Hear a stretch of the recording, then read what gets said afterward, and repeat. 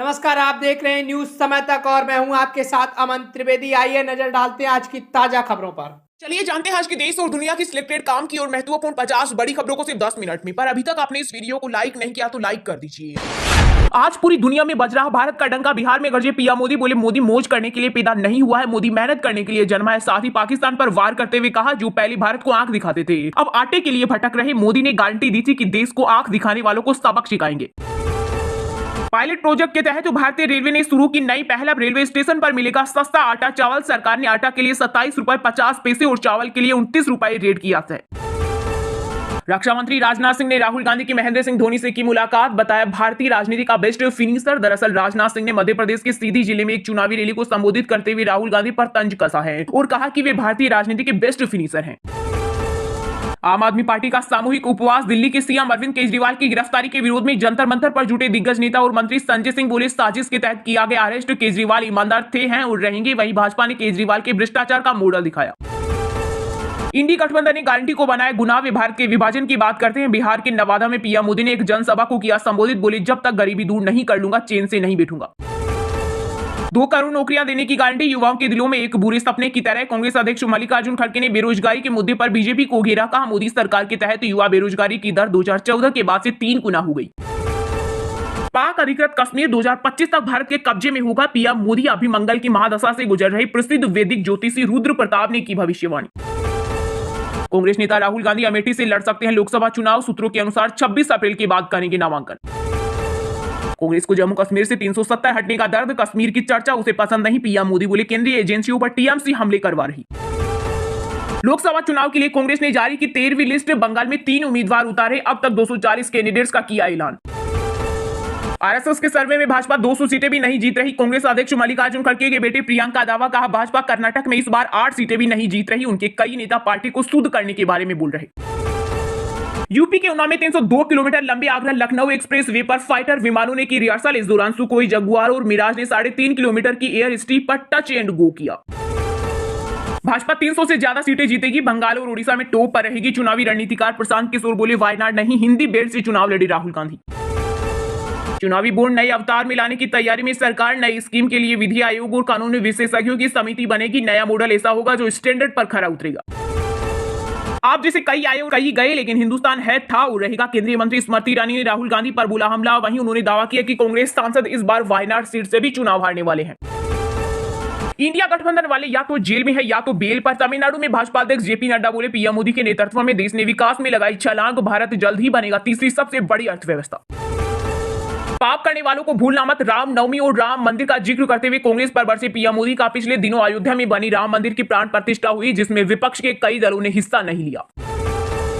बिहार के गोपालगंज में लोकसभा चुनाव पहले बरामद किए 8,774 सिम कार्ड। एटीएस और ईओयू ने शुरू की जांच। पुलिस और जांच एजेंसियों को आशंका है कि भारी मात्रा में इस सिम कार्ड से लोकसभा चुनाव में गड़बड़ी फैलाने की साजिश हो सकती है।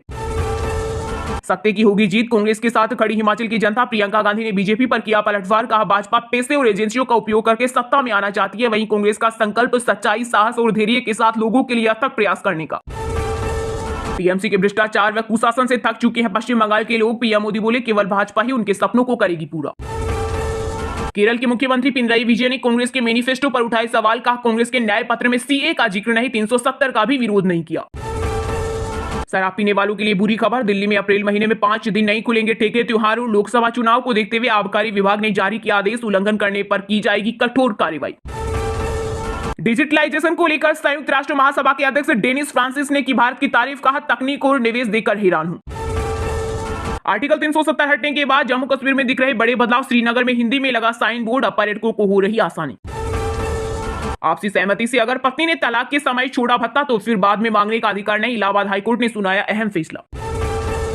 रैली कीजिए, बैठक कीजिए, लेकिन दंगा नहीं। बंगाल सीएम ममता बनर्जी की भाजपा को नसीहत। बोली, 19 अप्रैल को मतदान है, लेकिन 17 अप्रैल को रामनवमी के दिन भाजपा वाले दंगा करेंगे। राम तो नहीं कहते, आप दंगा करो। तिहाड़ जेल में बंद अरविंद केजरीवाल से मिलने जा सकते हैं भगवंत मान। मुलाकातियों की लिस्ट में जोड़ा गया पंजाब के सीएम का भी नाम।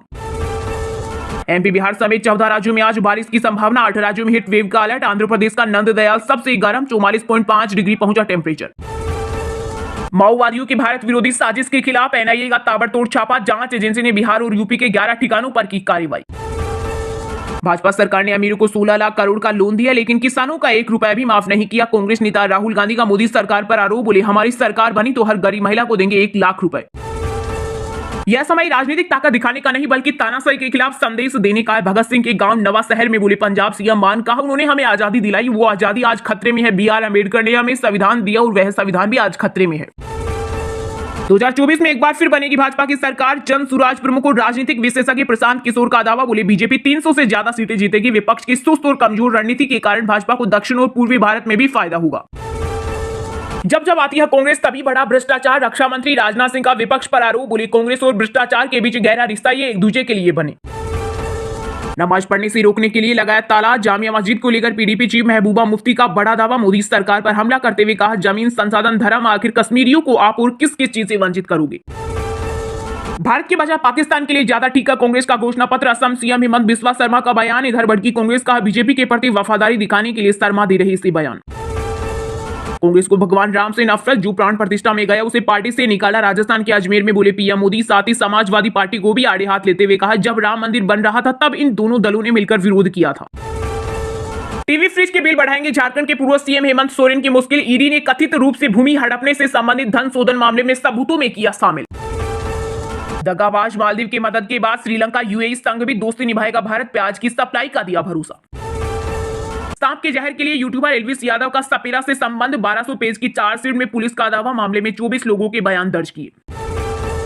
उद्धव ठाकरे के साथ नहीं आना चाहते थे सोनिया राहुल गांधी, लेकिन राष्ट्रवादी कांग्रेस पार्टी के मुखिया शरद पवार ने उन्हें इसके लिए मनाया था। एनसीपी नेता प्रफुल्ल पटेल ने किया बड़ा खुलासा। बीजेपी के राष्ट्रीय अध्यक्ष JP नड्डा की पत्नी की चोरी हुई कार बनारस से हुई बरामद। दिल्ली पुलिस ने 2 आरोपी की अरेस्ट, गाड़ी को नागालैंड ले जाने का था प्लान। हिमाचल प्रदेश से राज्यसभा चुनाव हारने के 40 दिन बाद हाईकोर्ट पहुंचे कांग्रेस नेता अभिषेक मनु सिंघवी। कहा लॉटरी में जिसका नाम निकले वो हार जाए, ये दुनिया में कहीं नहीं होता।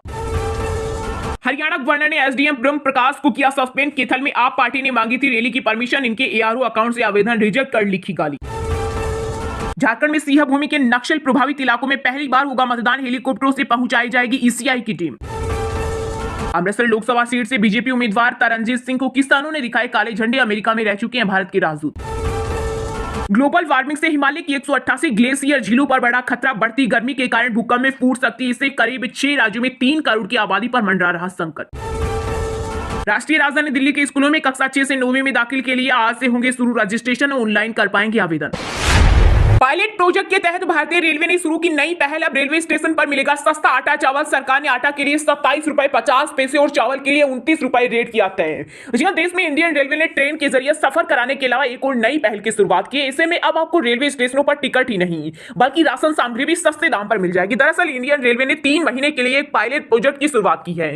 इस पायलट प्रोजेक्ट के तहत केंद्र सरकार की ओर से सस्ते दाम पर आटा चावल मुहैया कराया जाएगा। एक मीडिया रिपोर्ट में कहा गया है कि रेलवे बोर्ड के एग्जीक्यूटिव डायरेक्टर नीरज शर्मा ने इस पायलट प्रोजेक्ट के मामले में सभी रीजनल मैनेजर को पत्र भी लिख दिया है। इस पत्र के जरिए उन्होंने आटा और चावल बेचने के दिशा निर्देश दिए हैं। इस पूरे सिस्टम की मॉनिटरिंग एग्जीक्यूटिव डायरेक्टर और चीफ कमर्शियल मैनेजर करेंगे।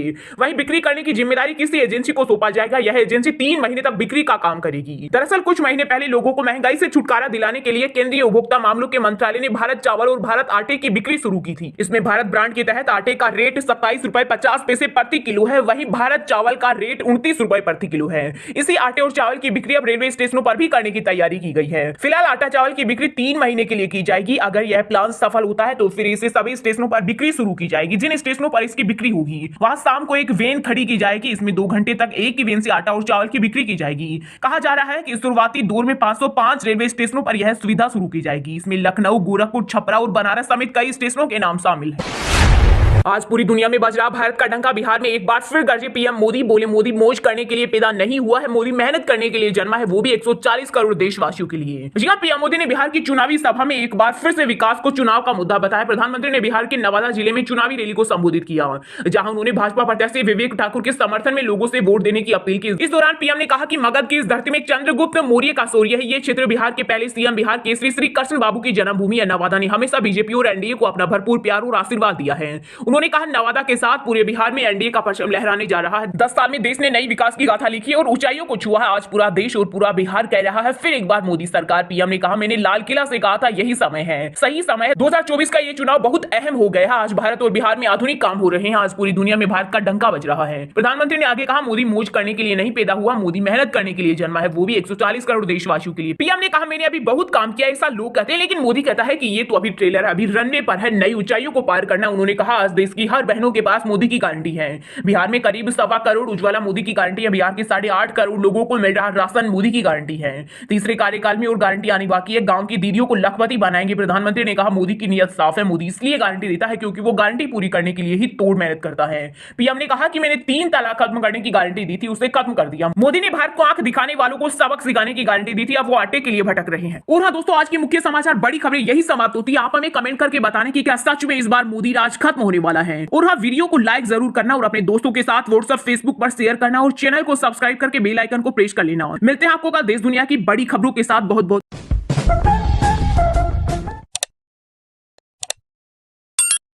फिलहाल खबर में इतना ही। तब तक के लिए देखते रहिएगा न्यूज समय तक और दीजिए यानी हमें यानी कि अमन त्रिवेदी को इजाजत। नमस्कार।